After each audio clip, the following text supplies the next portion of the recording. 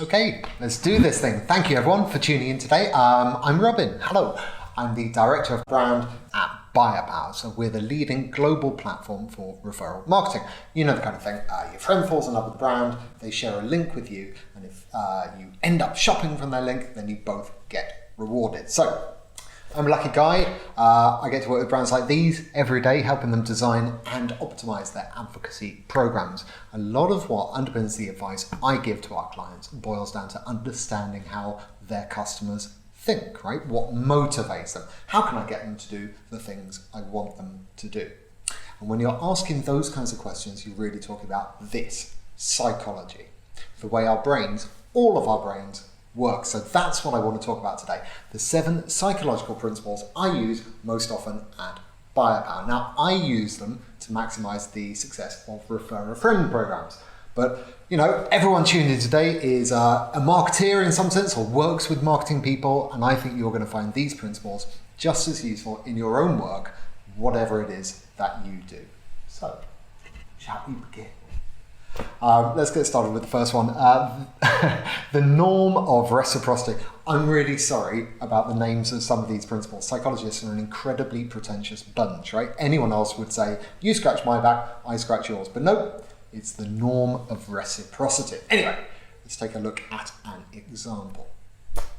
You know what these are, right? These are the little sweets you get along with your bill in a restaurant. Now, you don't get them because the restaurant thinks you're still going to be hungry. You get them because they want to treat you, right? Your waiter or your waitress wants to treat you because they want to be treated in return. They want a tip, right? They give you something, you feel obliged to pay it back. That's the norm of reciprocity. Now, a few years ago, a professor at Cornell ran an experiment. He wanted to see how these little sweets affected the level of tipping. The research paper he wrote investigating this is incredibly long, right? A huge amount of maths. I read it, so you don't have to. What it basically boils down to is this, right? When a waiter or waitresses gave their customers one sweet with their bill, these experiments that he ran, the tips went up 3%. Okay. When they gave customers 2 sweets with the bill, the tips went up 14%, right? Amazing. But there was a third experiment. First, the waiter or waitress, they would give 1 sweet with the bill, and then they'd be walking away from the table. They double back, they come back to the table and go, you know what guys, you've been such a pleasure to serve today. Why don't you all take an extra sweet, right? Just for you. And when they did that, the tips went up 21%. So that's the norm of reciprocity. When someone gives you something, you feel duty bound to pay it back. So, how can you use this psychological rule to help you in your day-to-day? Well, this is how. Default sharing messages. A lot of people are lazy, hate to say it, but it's true. And if you've got any sharing buttons on your website, any tools, you probably noticed this too, right? People are much more likely just to hit a share button and post whatever text you set as the default than they are to customize it.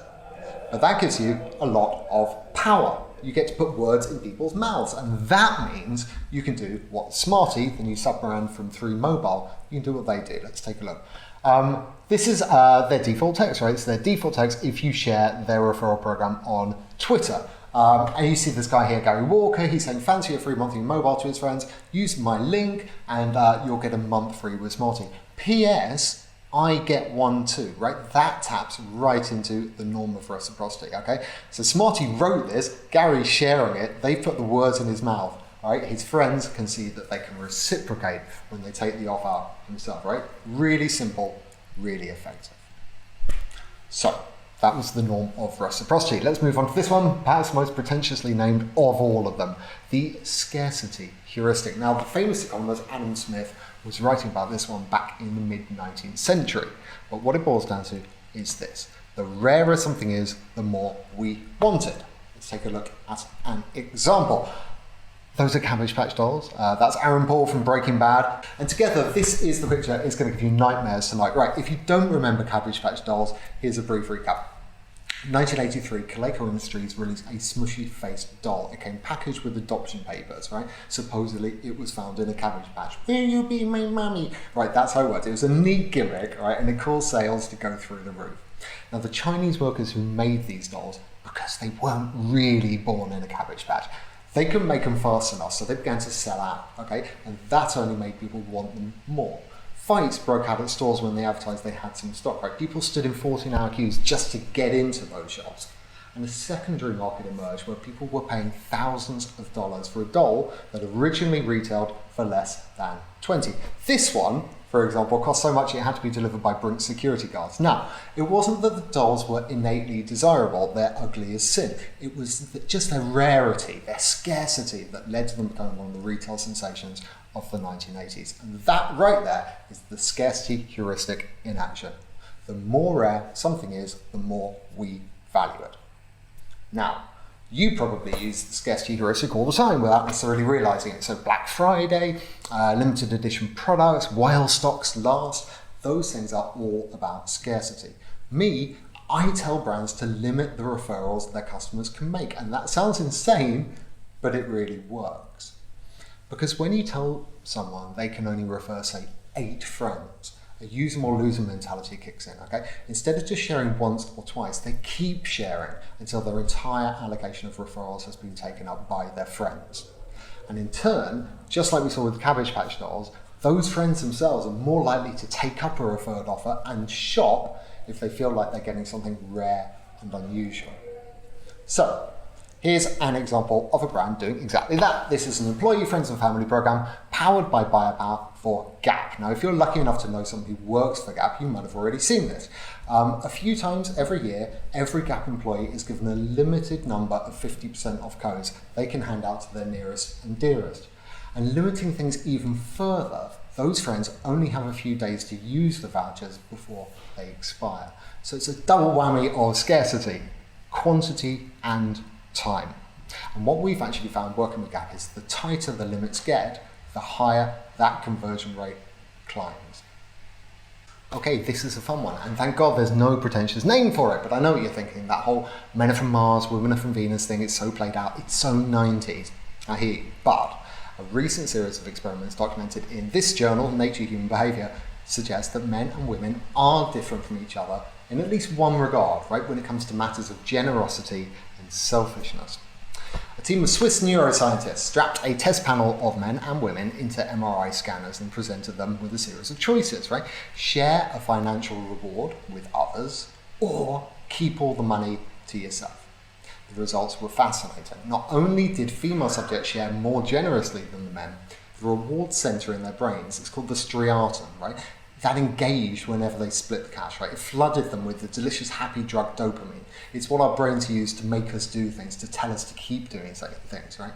Your brain goes, that's really good, keep doing it. It gives you the dopamine and a habit sort of form. So when females share the money, dopamine, all in their systems. But wouldn't you know it, the men's striata only engaged when they kept all the money. Now, in a follow-up experiment, the subjects were given a dopamine inhibitor.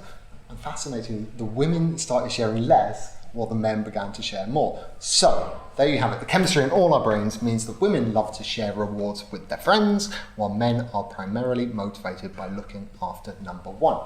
And that's something I use all the time when I'm working with brands and helping them design their referral programs. If, like the perfume shop, they've got a predominantly female audience, I could tell them to highlight the sharing aspects of their program, right? The rewards their customers' friends will get when they shop via their links. So, give £10, receive £10, right? That's first. Give first, receive second. Perfume is meant for sharing. It's a largely female audience and that plays well. But if, like Charles Turbert's shirts, they've got a predominantly male audience, you've got to flip that around. You've got to highlight what's in it for the customer, the reward they'll get themselves when their friends shop. Because scientifically speaking, according to all the data, men are pigs. Moving on, the getting used to it phenomenon. I think the psychology people took the day off when it came to naming this one, but it's very significant. Pop quiz time. You all got access to the chat there. Do you want to take a quick guess at what we're looking at here? I'll give you a second. Give you a second to guess who these guys are. Okay, time's up. These are, you'll never get it, these are all of Pavlov's dogs. Yeah, there wasn't just one, there were lots and lots and lots of doggies. So, I'm sure you all know Ivan Pavlov's famous experiment. He'd give one of his dogs a treat every time he rang the bell, right? Ding, ding, ding, ding, ding, treat. Ding, ding, ding, ding, treat. Ding, ding, ding, treat. And before long, right, the dog would just start drooling whenever he heard the bell, whether or not they also got a treat. Hey presto, Pavlov had identified the psychological concept of conditioned responses. Now, maybe Pavlov was too busy mopping up dog drool from the floor to keep his experiment going, but what he didn't realise is if you keep stimulating these conditioned responses, eventually they start to wear off, thanks to a process called habituation. Basically, the brain gets bored.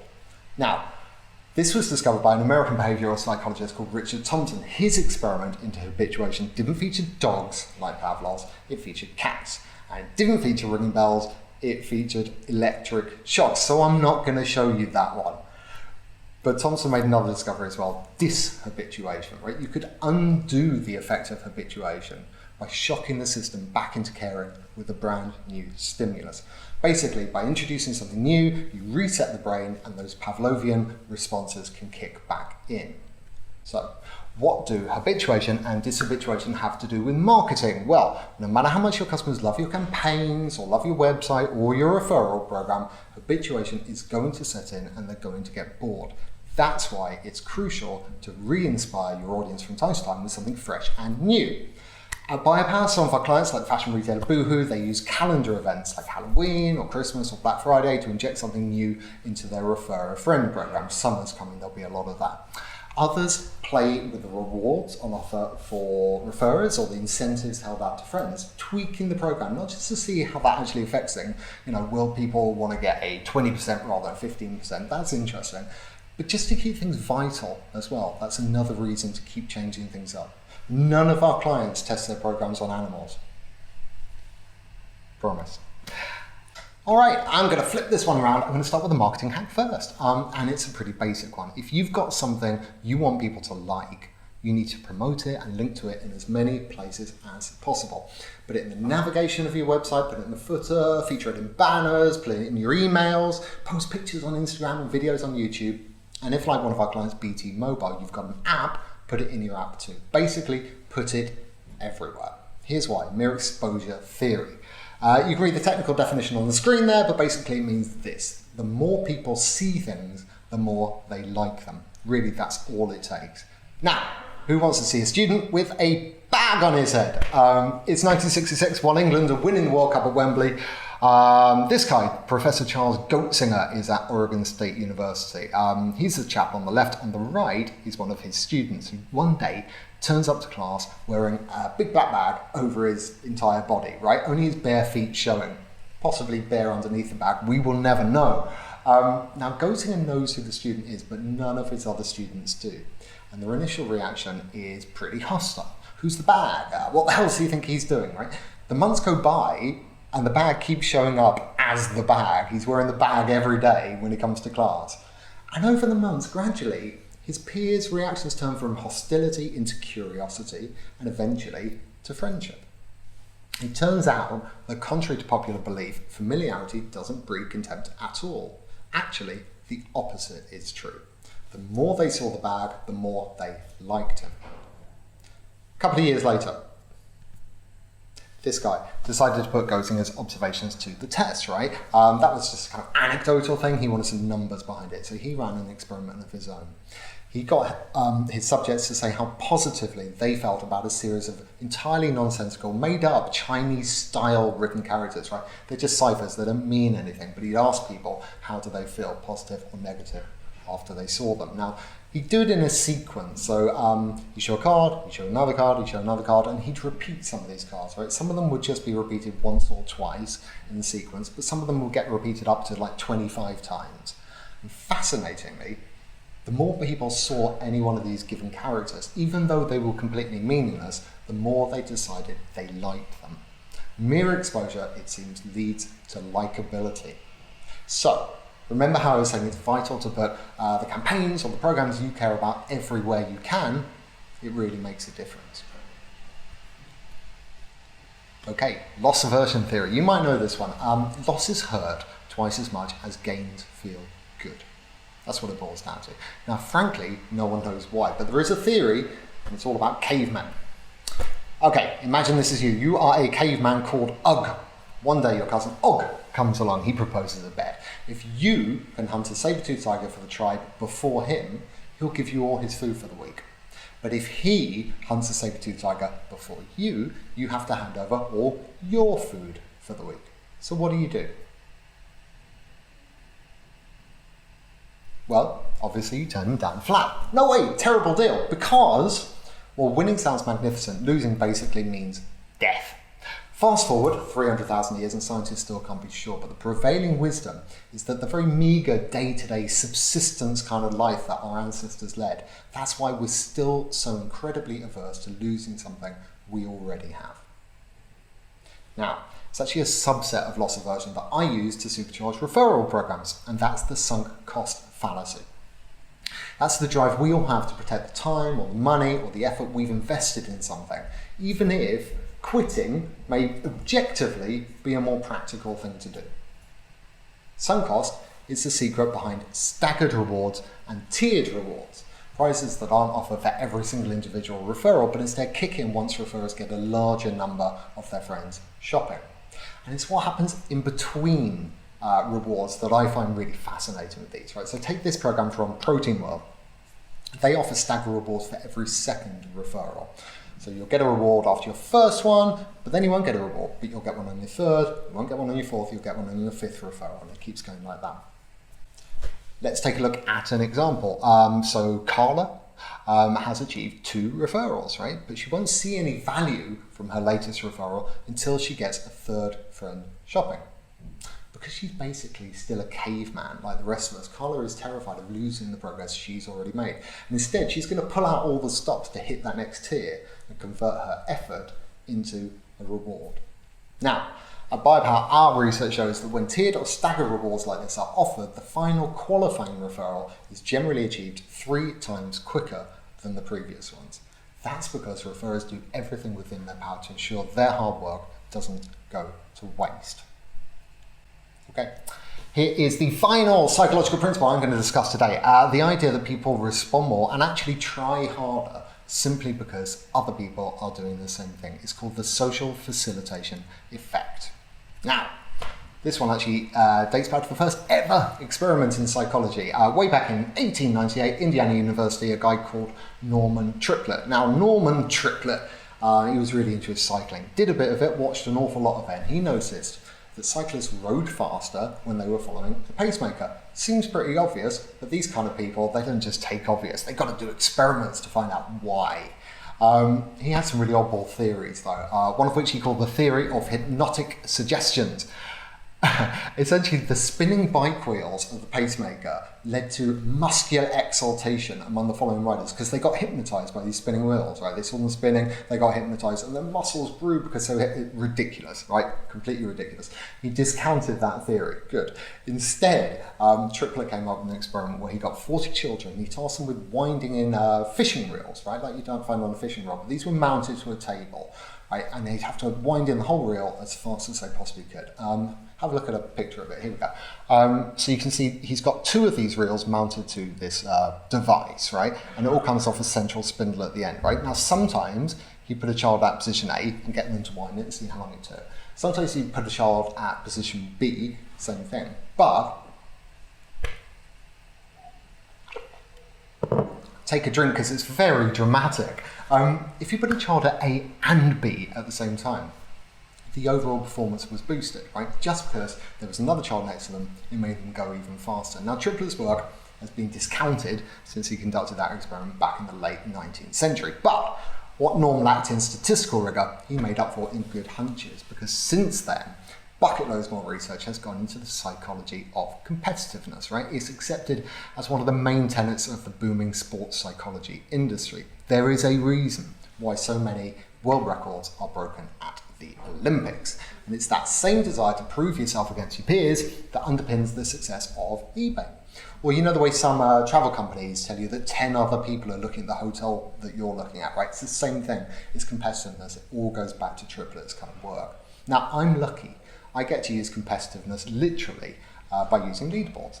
Like this one from 3, the mobile network. So if you can refer more people than anyone else within a certain window of time, you're going to win a brand new fund. Now, 3 are also taking measures to counteract what's called the N effect. It's a psychological phenomenon where the more competitors there are, the lower the intensity of that competition, right? It's the same principle that causes people to tip less generously when they're part of a large group. As a high-profile brand with millions of customers and social followers, Free can expect an awful lot of referrers to be competing for the top prizes. So they've tackled the N effect by offering not just one top prize, but several. You've got one each for the 3 people who refer the most friends, and then you've also got another prize which is drawn at random from all the people that achieve 1 referral or more. Kind of clever. Leaderboards like this really work. In Free's case, their acquisitions doubled once their leaderboard went live, and in an industry where acquisition is everything, that makes a huge difference. So that's social facilitation, and together with those 6 other psychology principles, those are the hacks I use every day to turn our clients' referral programs into world beaters. Now, we know from our research Buyapowa that only about 15% of you have a referral program. That's insane, by the way. We should definitely talk about that. But even if you don't do referral, even if you've got no plans to start, I hope that today's webinar has given you a few ideas that you're going to be able to use in your day-to-day. Personally, I'm going to single-handedly disprove the theory that all men are selfish bastards by generously winding this down to a close and stop taking up your time. But thank you so much. Have a great day.